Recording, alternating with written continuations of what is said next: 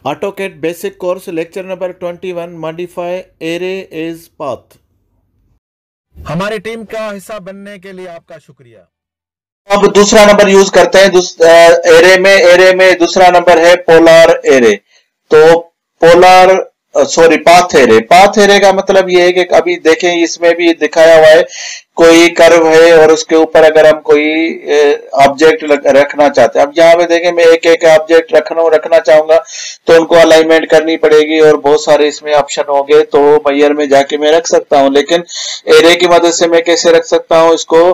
Path array को मैं select करूंगा। सबसे पहले सिलेक्ट ऑब्जेक्ट, जो चीज मुझे एरे जिसका करना है एरे उसको मैंने सिलेक्ट कर दिया। उसके बाद सिलेक्ट पाथ कर्व, पाथ जिस चीज पे हम वो ये रन कराना चाहते हैं, तो मैं इसमें रन कराना चाहता हूं। अब ये देखेंगे बिल्कुल आराम से ये पूरा जिस तरह से अलाइनमेंट चेंज हो रहा था इसी तरह से ये पूरा चेंज हो गया। तो इसका अगर इसको भी मॉडिफाई करने के लिए सिलेक्ट करेंगे और यहाँ पे देखेंगे मेरे पास यहाँ पे इसका स्पेस जो दिया हुआ है वो 7 मीटर है, तो मैं इसको कर देता हूं 10 मीटर।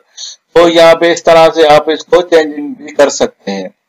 अगर रो आपको 2 रखनी है तो एक ऊपर रो आ जाएगी, लेकिन वो जरूरी नहीं है, अजीब सा दिखेगा, तो इसको मैं 1 ही रखना चाहता हूं। डिपेंड करता है कि आपका किस तरह का काम है। तो ये इस तरह से आप इसको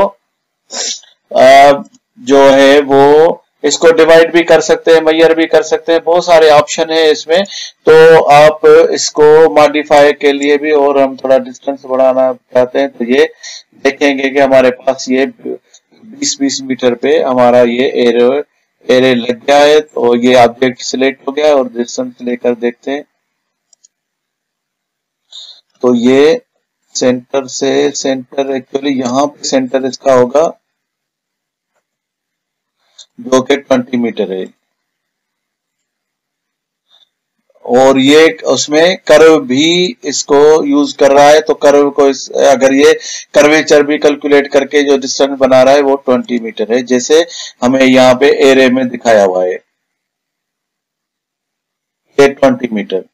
तो इनके रो के बीच में भी डिस्टेंस आप चेंज कर सकते हैं। अगर रो का है, हमने एक ही रो रखा है इसके लिए, यहाँ पे हमें इसकी जरूरत नहीं है, तो इसको जितना भी मॉडिफाई कर सकते हैं, इसके नंबर्स चेंज कर सकते हैं और इनकी और साइज वगैरह भी सारी चेंज कर सकते हैं।